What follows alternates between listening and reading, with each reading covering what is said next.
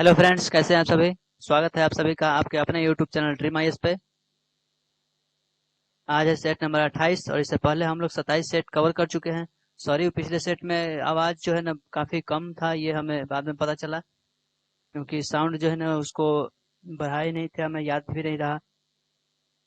I hope इस video में आपको आवाज़ काफ़ी अच्छा आ रहा होगा।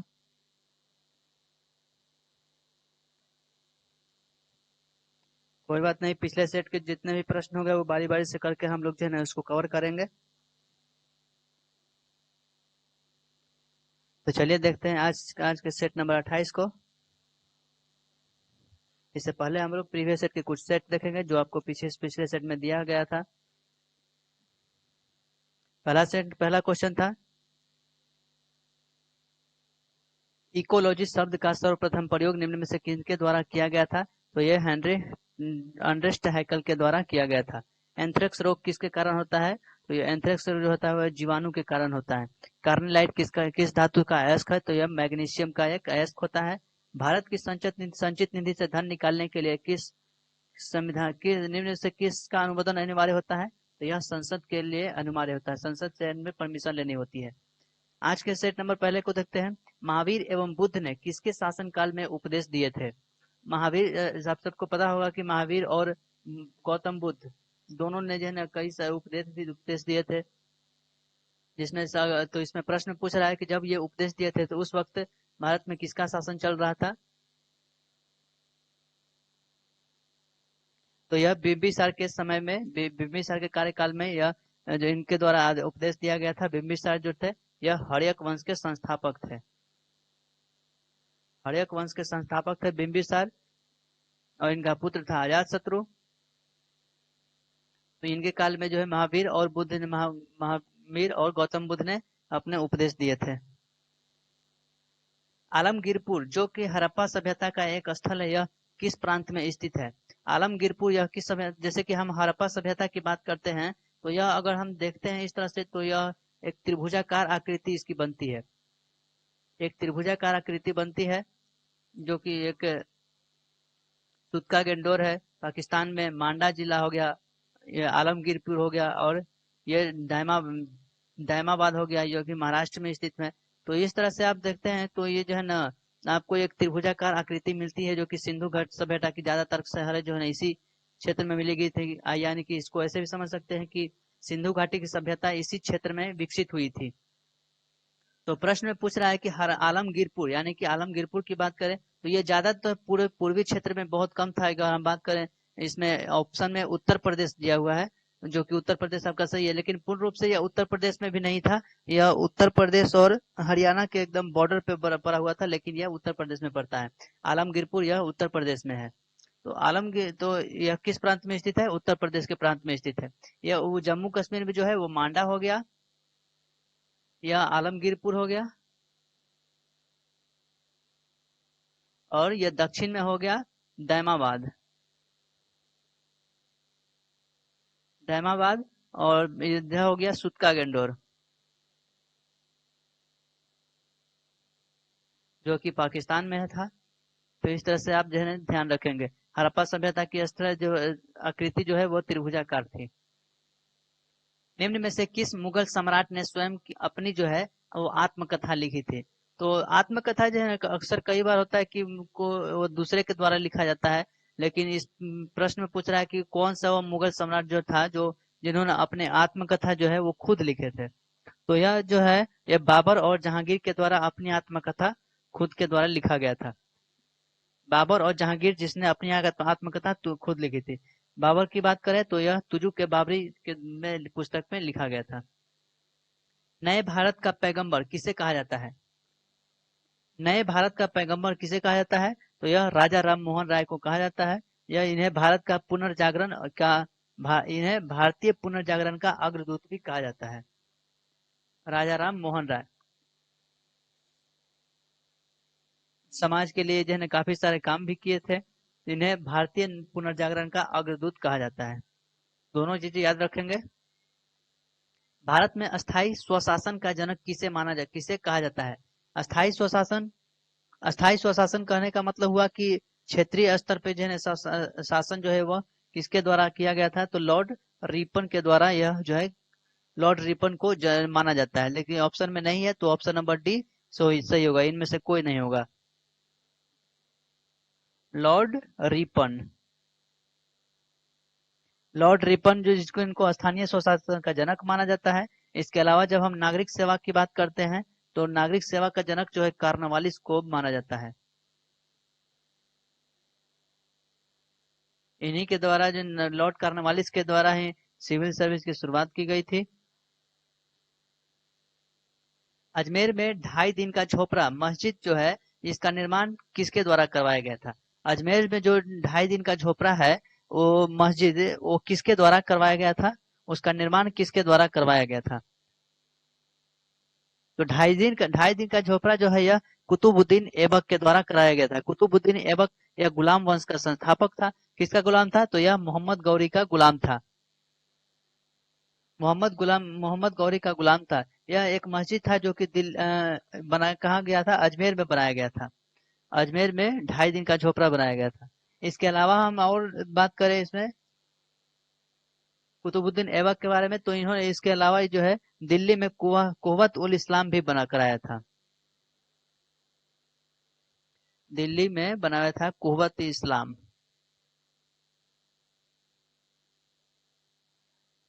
ए इस्लाम। तो ये भी आप याद रखेंगे। इब्न बतूता किसके काल में भारत आया था? इसके अलावा एक बहुत ही चर्चित प्रश्न पूछा जाता है कि इब्न बतूता कहाँ के यात्री था? तो यह जो है मोरक्को से आया था। इब्न बतूता जो है यह जो है मोरक्को से यात्री आया था। मोरक्को जो कि मोरक्को कहाँ है? तो यह साउथ अफ्रीका में, अफ्रीका महादेश में है। यह किसके काल में आया था? तो मोहम्मद बिन तुगलक, एमबीटी मोहम्मद बिन तुगलक के काल में आया था 1333 ईस्वी में। 1333 ईस्वी में आया था। यह इसे दिल्ली का काजी नियुक्त किया गया था।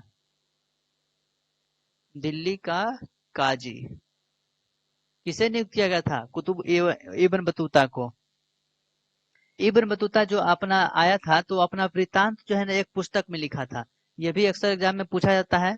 इसका वृत्तांत किस पुस्तक में लिखा गया है? तो रेहला, रेहला नामक पुस्तक में इब्न बतूता जो है वो अपना वृत्तांत लिखा है।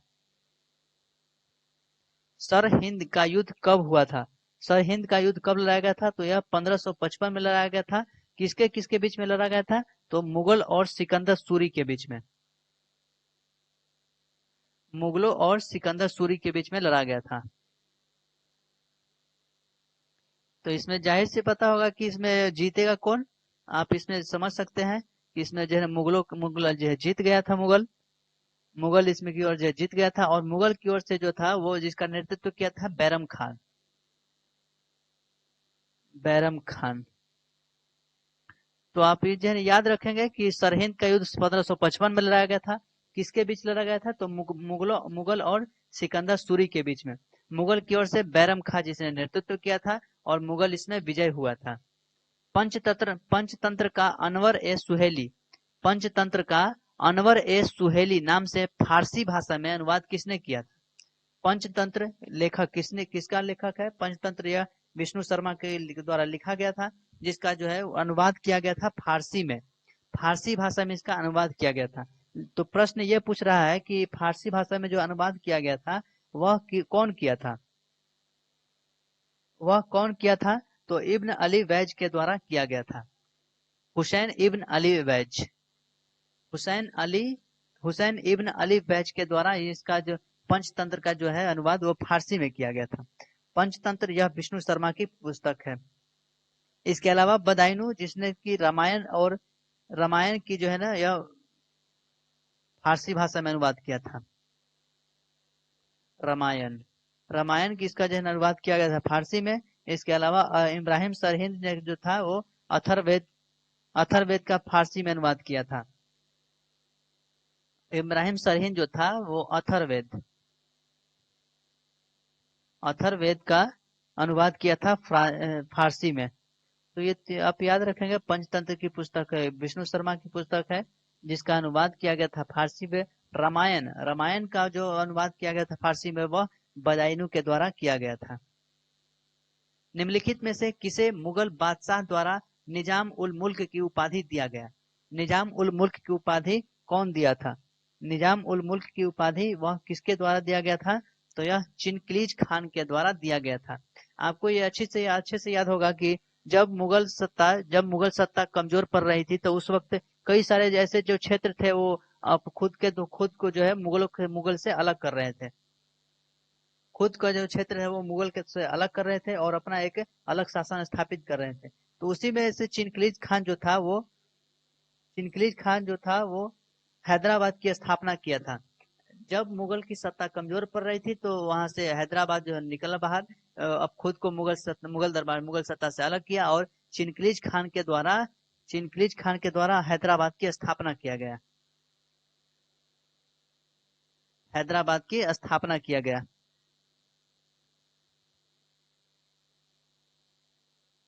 इसके अलावा जब हम देखें चिनक्लीज खान को ही यह निजाम उल मुल्क की उपाधि दिया गया था।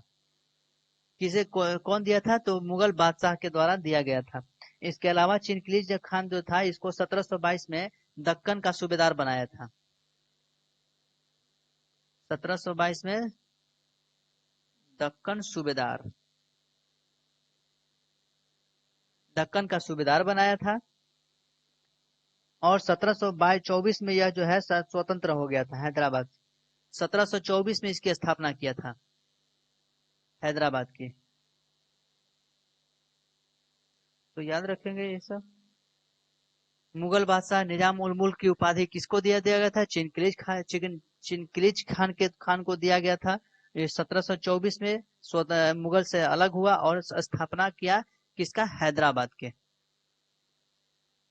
नवजीवन समाचार पत्र के संस्थापक कौन थे? नवजीवन समाचार पत्र के संस्थापक किसके द्वारा किया गया था? तो यह महात्मा गांधी के द्वारा किया गया था। महात्मा गांधी के द्वारा किया गया और यह हिंदी और गुजराती में प्रकाशित हुआ था। दो भाषा में यह प्रकाशित हुआ, हिंदी और गुजराती। नवजीवन समाचार पत्र के संस्थापक महात्मा गांधी और यह हिंदी और गुजराती भाषा में स्थापित किया। वेनेजुएला की राजधानी निम्न में से किस नदी के किनारे है? वेनेजुएला की राजधानी जो है वह किस नदी के किनारे स्थित है? वेनेजुएला की राजधानी जो है वो काराकास है।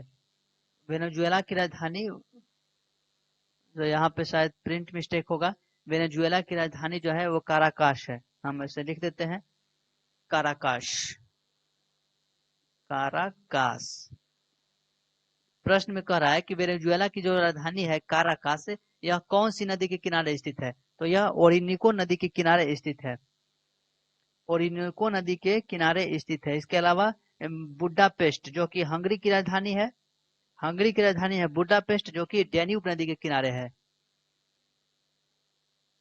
Hungary, Budapest. तो अक्सर जो है पूछ देता है एग्जाम में, कहीं राजधानी पूछ देगा तो कभी शहर के बारे में पूछ देगा। अमेजन नदी यह ब्राजील में स्थित है। 38वीं समानांतर रेखा दो देशों के बीच की सीमा रेखा बनाती है। किसके बीच? ऑप्शन में है संयुक्त राज्य अमेरिका और कनाडा के बीच, जर्मनी और इंग्लैंड, फ्रांस और जर्मनी, और उत्तर कोरिया और दक्षिण कोरिया। उत्तर कोरिया और दक्षिण कोरिया यह एशिया महादेश में स्थित है। यह पूर्वी एशिया का भाग है। पूर्वी एशिया में आता है जो कि जापान और जो कि चाइना से इसमें बॉर्डर से साझा करता है उत्तर कोरिया। यह जो है इसी के बीच के जो है 38 डिग्री जो समांतर रेखा है वह इन दोनों को अलग करता है। 38वीं जो समांतर रेखा है वह इन दोनों को अलग करता है, दक्षिण कोरिया और उत्तर कोरिया को। इसके अलावा और हम देखें तो 49वीं रेखा जो है 49वीं समानांतर रेखा जो है वो संयुक्त राज्य अमेरिका और कनाडा को दर्शाता है। ये कुछ कुछ जो है ना रेखाएं होती है जो कि काफी महत्वपूर्ण हो जाता है एग्जाम की दृष्टि से। 49वीं समानांतर रेखा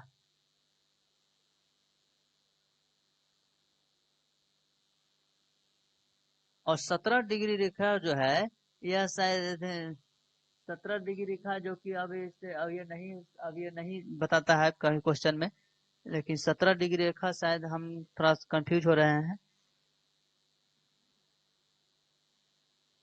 अच्छा कोई बात नहीं, फिर कभी वीडियो में बता दिया जाएगा रेखाएं के बारे में। जो जैसे ज्यादातर महत्वपूर्ण जो आप जो याद रखेंगे, 38वीं समानांतर रेखा अगर वर्ल्ड के बारे में देखेगा तो, या फिर 49वीं समानांतर रेखा। 38वीं जो कि उत्तर कोरिया और दक्षिण कोरिया को अलग करता है, और समानांतर 49वीं रेखा संयुक्त राज्य अमेरिका और कनाडा को अलग करता है। नवजात शिशु की 3 माह तक की आयु, नवजात जो शिशु होता है उसको 3 माह तक की आयु के जो अध्ययन है वो उसको क्या कहते हैं? यानी कि जब कोई शिशु बच्चा 3 माह की रहता है तो उसकी आयु का जो अध्ययन करता है वह उसको क्या कहते हैं? उसको क्या कहा जाता है? तो वो नियोनेटोलॉजी इसको कहा जाता है। जब नियोनेटोलॉजी किसको कहते हैं? तो जब नवजात शिशु के बच्चे की उम्र 3 माह होती है, तब उसके उसके आयु का यह अध्ययन कहलाता है, नियोनेटोलॉजी। ट्रेकोमा और ग्लूकोमा बीमारी यह किस अंग से संबंधित है? ट्रेकोमा और ग्लूकोमा जो बीमारी है यह आंख को संबंधित है। यह आंख के जो रोशनी, आंख को यह बहुत प्रभावित करता है, और यह रोशनी को कम कर देता है, और काफी इससे ज्यादा प्रॉब्लम होती है। रक्त के AB वर्ग वाला व्यक्ति जो है, ऐसे व्यक्ति को रक्तदान कर सकता है जिसमें रक्त वर्ग हो। तो AB जो रक्त वर्ग जिस व्यक्ति का ब्लड ग्रुप AB रहता है, वह जो है वह सिर्फ AB को ही देता है। ये इसे रक्त ग्राही कहा जाता है। यानी कि जिस व्यक्ति का ब्लड ग्रुप AB है उसे रक्त ग्राही कहता है, रक्त ग्राही कहा जाता है। यानी कि ये जो है रक्त देगा, सिर्फ किसको देगा? सिर्फ और सिर्फ AB, यानी कि अपने ही ग्रुप को देगा, अपने ही ग्रुप को यह देता है। इसे रक्तग्राही कहते हैं। और वो जो होता है वो ब्लड ग्रुप, वो रक्तदाता है, वह जो है वो सभी को देता है। वो जो होता है वह सभी को देता है। इसे कहते हैं, ब्लड ग्रुप ओ को कहते हैं रक्तदाता।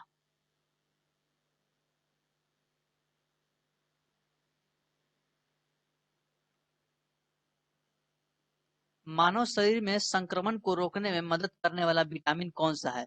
और कौन सा विटामिन है जो मानव शरीर के अंदर कोई भी संक्रमण होता है तो उसको रोकता है? तो कौन सा है? विटामिन ए है। विटामिन ए, जिसका जो है नाम क्या चाहिए होता है? विटामिन ए का रासायनिक नाम होता है रेटिनॉल। Retinol, retinol. यह जो है रेटिनॉल जो होता है वो मानव शरीर में जो भी संक्रमण होता है उसको यह रोकता है, यह प्रतिरोध करता है। निम्नलिखित में से कौन सा तत्व नहीं है? और कौन सा ये तत्व नहीं है? तो तत्व हम किसे कहते हैं? तो तत्व यानी कि ऐसे तत्व है जो कि एक ही प्रकार के परमाणु से मिलकर बना होता है। एक ही प्रकार के परमाणुओं से मिलकर बना होता है, वे तत्व कहलाता है। और जो अलग अलग परमाणु से बनता है वो तत्व नहीं होता है, वो एक यौगिक होता है। जैसे कि जल, H2O। यह किससे मिलकर बना है? पहला तो हो गया हाइड्रोजन, एक तत्व से मिलकर, एक परमाणु से मिलकर बना, और दूसरा हो गया ऑक्सीजन, यह दोनों अलग अलग परमाणु से मिलकर बना है। तो ये क्या कहलाएगा? ये जो है तत्व नहीं कहलाएगा, ये यौगिक कहलाएगा। यह यौगिक कहलाएगा, यानी कि मिश्रण है। किसका किसका मिश्रण? हाइड्रोजन और ऑक्सीजन का मिश्रण है। इसलिए जल जो होता है यह एक यौगिक के रूप में होता है। और बाकी सोडियम हो गया, टीन हो गया, या फिर कार्बन हो गया, ये सब जो है एक तत्व है सब।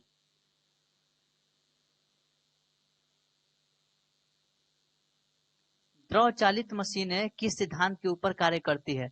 द्रव चालित जो मशीन होता है वह किस सिद्धांत के ऊपर कार्य करता है? तो यह पास्कल के सिद्धांत पर कार्य करता है। साइंस के देखिए, साइंस में कुछ कुछ ऐसे प्रश्न होते हैं जिनको जो है समझने की, याद करने की जरूरत पड़ती है। इसमें आपको जो है ना समझने वाली कुछ है नहीं। द्रव चालित मशीन जो है वह पास्कल के सिद्धांत पे काम करता है।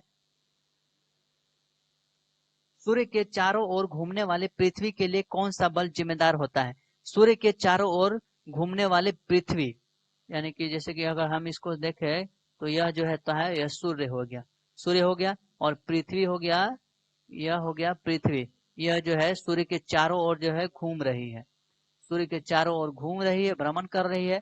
तो यह कौन से बल के कारण घूम रही है, यह कौन से बल के कारण जो है घूम रही है? तो यह जो है ग्रेविटेशन फोर्स लगता है इसमें। यह जितने भी, या इसके अलावा जितने भी जो ग्रह होते हैं वो सब में ग्रेविटेशन फोर्स के कारण जो है वह एक स्टेबल है, वो इधर उधर कहीं जाता नहीं है, बल्कि अपने वृत्ताकार पथ में अपने चक्कर लगाते रहता है। जिस तरह से पृथ्वी चक्कर लगाती रहती है गुरुत्वाकर्षण बल के कारण अपने वृत्ताकार पथ पर घूमते रहती है, उसी तरह से जितने भी ग्रह होते हैं वो सूर्य के चारों ओर चक्कर लगाते हैं, वो सब कहीं ना कहीं ग्रेविटेशन फोर्स के कारण एक स्टेबल रूप में रहते हैं। अगर उनमें ग्रेविटेशन फोर्स नहीं लगता तो वो क्या होता, इधर उधर चले जाते, या फिर वो गिर सकते थे, या फिर वो इसे कहे तो फिर वो घूमना भी नहीं होता। तो इस तरह से हम ध्यान देखेंगे, सूर्य के चारों ओर जो घूमने वाली पृथ्वी होती है वो उसके ऊपर ग्रेविटेशन फोर्स का बल लगता है, गुरुत्वाकर्षण बल लगता है। Sir CV Raman, sir CV Raman उसको किस प्रयोग के लिए नोबेल पुरस्कार दिया गया था? सीवी रमन को नोबेल पुरस्कार दिया गया था, कब दिया गया था? तो यह 1930 में दिया गया था। 1930 में नोबेल पुरस्कार इनको दिया गया था, किस काम के लिए? तो प्रकाश के प्रकीर्णन के कारण, प्रकाश का प्रकीर्णन के कारण इनको जो है नोबेल पुरस्कार दिया गया था 1930 में। मस्तिष्क का कौन सा भाग शरीर का तापक्रम नियंत्रित करता है? तो मस्तिष्क में जो है ना कई सारे भाग होते हैं, सब कई अलग अलग भाग मिलकर जो है एक मस्तिष्क, एक ब्रेन का एक दिमाग का निर्माण करते हैं, और सबका एक अलग अलग कार्य भी होता है। जैसे कि मस्तिष्क का जो भाग होता है वो जो हाइपोथैलेमस, मस्तिष्क का जो भाग होता है हाइपोथैलेमस, जो कि यह शरीर के तापमान को नियंत्रित करता है, बॉडी के टेम्परेचर को यह कंट्रोल करता है, नियंत्रित बैलेंस बनाकर रखता है। उसी तरह से हम उसी तरह से हम देखें सेरेबलम, सेरेबलम जो होता है यह पाश्च भाग होता है, यानी कि ब्रेन का जो है वो पीछे का भाग होता है, जिसे हम छोटा दिमाग भी कहते हैं, पाश्च भाग होता है। इसके अलावा ये तो सेरेबलम हो गया। एक इसी से मिलता जुलता एक और वर्ड होता है सेरेब्रम, सेरेब्रम ये जो होता है ये अग्र भाग होता है, मस्तिष्क का यह अग्र भाग होता है, यानी कि आगे का भाग होता है। और सेरेब्रम जो है यह पीछे का भाग होता है, और सेरेब्रम जो होता है यह आगे का भाग होता है। ये देखिए दोनों वर्ड में जरा सा ही अंतर है, आप जो है ना इसको ध्यान रखेंगे, कहीं कंफ्यूजन बहुत हो सकता है। इसके अलावा हाइपोथैलेमस जो होता है वह शरीर के टेम्परेचर को नियंत्रित करता है।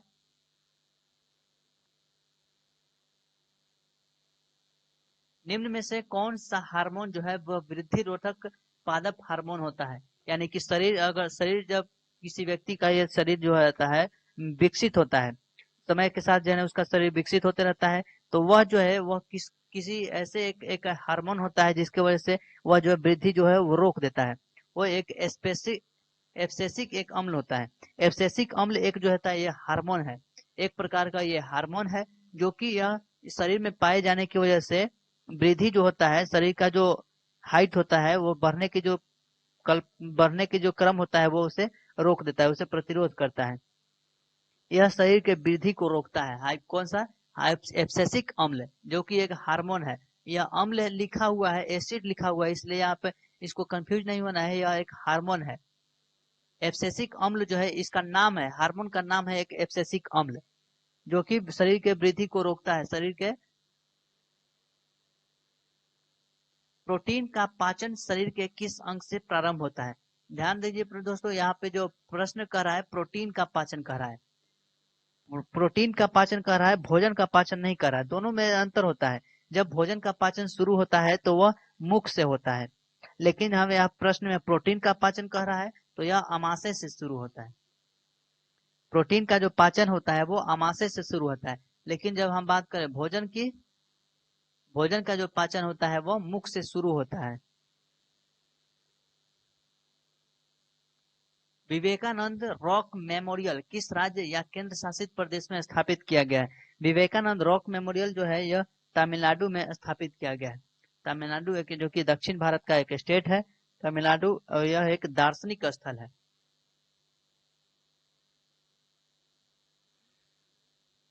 दार्शनिक स्थल है। तो इस तरह से हम लोग आज के कुल 25 प्रश्न देखे।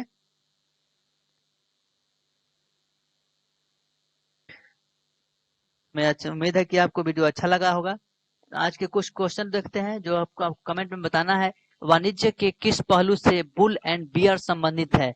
लोकसभा चुनाव का कोई प्रत्याशी अपनी जमानत खो देता है, यदि उसे प्राप्त न हो तो? भारत में चलित न्यायालय यानी कि मोबाइल कोर्ट का सूत्रपात किसके द्वारा किया गया था?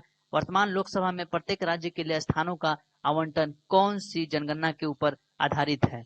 तो ये कुल 5-4 प्रश्न है जो आपको जो है बताना है कमेंट में। इसके अलावा वीडियो लाइक और शेयर जरूर करें। इसके अलावा वीडियो को जो है लाइक और शेयर जरूर करिए, और आपने जितने भी व्हाट्सएप एंड टेलीग्राम ग्रुप है उस सब में जो है वीडियो को शेयर करिए, और ज्यादा से ज्यादा जो है जोड़ने की कोशिश करिए, ताकि जो है ना जो 1 तारीख से जो करंट अफेयर्स का सेट शुरू होने वाला है उसमें बहुत ज्यादा इम्पोर्टेंट जो है महत्वपूर्ण बन जाता है आपके एग्जाम की दृष्टि से। और एक और इन्फॉर्मेशन, जैसे कि अभी जितने भी लोग सीडीपीओ का एप्लीकेशन अप्लाई किए हैं उनका जो है ना एग्जाम का डेट बढ़ गया है। तो न्यू जो एग्जाम का डेट आएगा वो आपका नोटिफिकेशन आपको मिलेगा। तो एक बेहतर समय आपको जो है ना, एक और अच्छा समय आपके पास है एक तैयारी करने का, बेहतर तैयारी करने का। तो आप जो है ना जुड़िए इससे, और जो है ना आपको तैयारी बेहतर होगा। इसके साथ ही बड़ों का आदर करें और छोटों को प्यार करें। अपना व्यक्तित्व इस तरह से बनाएं ताकि महिलाएं आपके साथ सुरक्षित महसूस करें। मिलेंगे हम लोग नेक्स्ट वीडियो में, तब तक के लिए जय हिंद।